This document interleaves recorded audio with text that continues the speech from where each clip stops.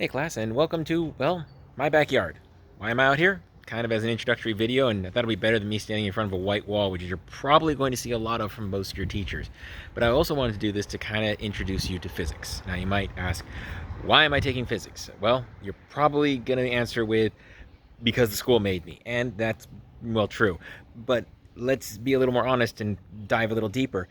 Why are they making you take this class? Well, if you think about it, this class was optional up until a few years ago, but then the United States decided, hey, this is something you need to know. Why? Why is it so important that you need to know it? Well, it's because physics teaches you about, well, everything, how everything works. It makes you question what's going on and then find the reasons for those events. It doesn't make you blindly accept it. And that's actually one of the nice things about physics here, is that it's all around you. Unlike a biology class where now that we're doing distance learning, you're going to have to try and just, even if you're in the classroom, imagine what a jungle sounds like and feels like, or what does a pine tree feel like if you've never actually been up to the mountains to see one. I don't have to do that with physics. It's literally everywhere. You moving, breathing, walking, thinking, acting with anything, that's physics. So you get to experience it no matter where you are,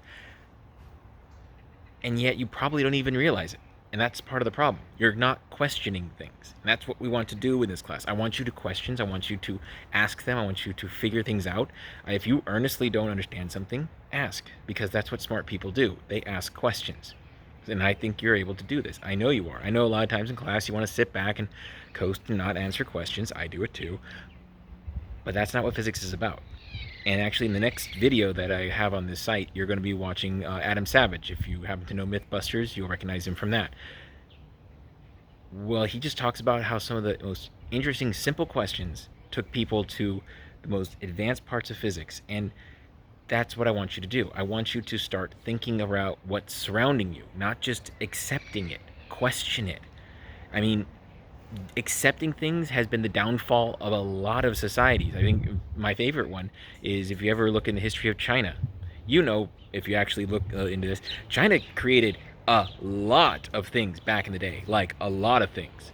They were able to create advancements that took the European countries thousands of years to catch up on, and then suddenly it stopped. Why did it stop? Why would it stop?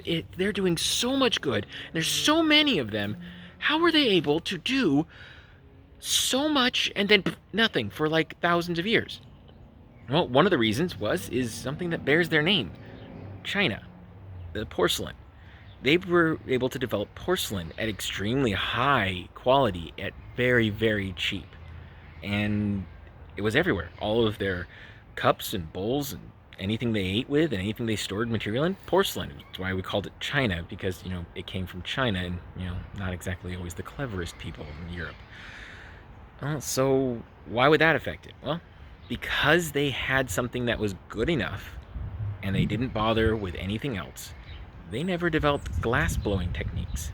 They didn't develop the ability to make glass beakers or lenses or microscopes, telescopes. They couldn't hold acids inside containers because the porcelain would break down. Same thing with bases. Chemicals that needed to have a neutral reaction couldn't be done. They slowed down developing technology in this way. And it's because they were okay with what they knew, and they didn't keep questioning it. And I don't want that to happen to you. Look around you. Everything around you has a reason for being there, like the chair beneath you. Somebody made that chair, right? Think about back thousands of years. The humankind as a civilization has been around for around 12,000 years. And if you go by written language, it's about 8,000.